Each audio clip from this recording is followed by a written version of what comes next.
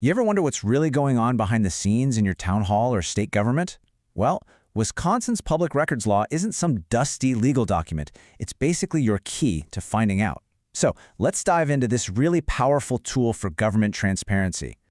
Right out of the gate, the law itself sets this incredibly powerful tone. This isn't just a friendly suggestion, it's the declared public policy of the state. It says that you, every single person, have a fundamental right to information. Honestly, this one sentence is the bedrock for everything else we're going to talk about.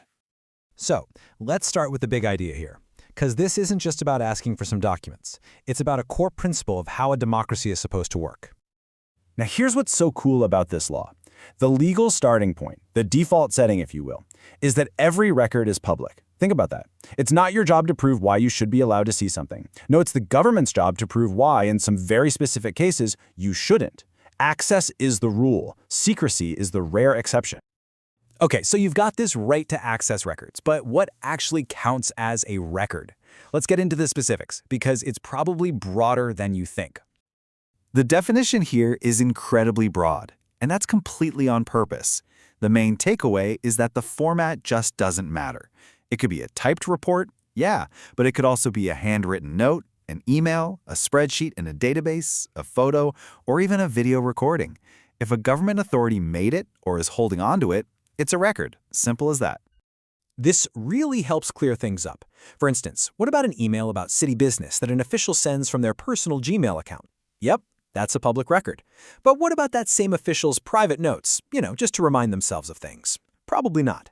And here's a fun little twist. The moment you submit a public records request, your request itself becomes a public record that someone else could turn around and ask for. So, let's shift gears from theory to practice. Now that you know what a record is, how in the world do you actually ask for one? This is the part where people can get a little nervous, right?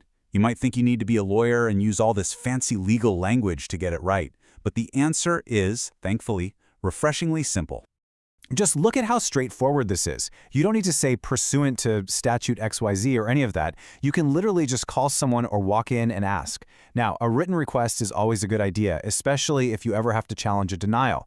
But, and this is huge, you can remain totally anonymous, and you never have to explain why you want the records. Just be clear enough so they know what you're looking for. All right, you've sent your request. Now what happens? The ball is officially in the government's court. And believe me, the law has some clear rules about how they have to play.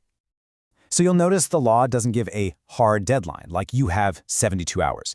It uses this more flexible language. But the Department of Justice has given some guidance here. They've said that for a pretty simple request, about 10 working days is a reasonable time frame. It might take longer for something complex, but the bottom line is they can't just leave you hanging. Now what if they say no? Well, if you made a written request, they have to give you a written denial, and they have to follow these rules. They can't just say access denied. They have to explain in writing the specific public policy reasons why releasing the information would do more harm than good. A vague answer is legally an insufficient answer. And that brings us to the most complex part of the law. What are the legitimate reasons for keeping a record secret? It's not supposed to be an arbitrary decision. It's a very structured judgment call. So, when a records custodian gets your request, they're supposed to run through these exact steps. 1. Do we even have this record? 2. Is there a different law that says we absolutely must release this? 3. Is there a law that says we absolutely cannot release this? And if the answer to 2 and 3 is no, they move to the final and most important step, the balancing test. This balancing test is really the heart and soul of the law's flexibility. It's where the official has to literally weigh two competing public interests against each other. Imagine a scale. On one side, you've got the powerful built-in assumption that the public has a right to know. On the other side, you have the potential harm that could come from releasing the info. And here's what that balancing act looks like with real-world stuff.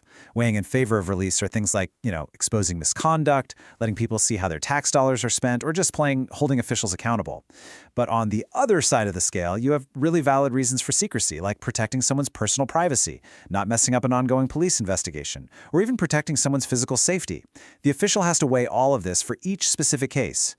But, and this is the crucial part, even with that balancing test, the law comes right back to its core principle.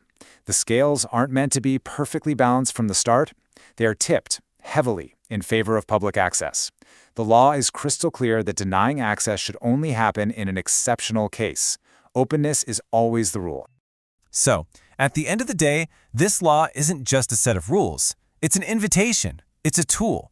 It's basically a spotlight that's given to every single person in Wisconsin to keep our government accountable and to stay informed. So, really, the only question left is, how are you going to use yours?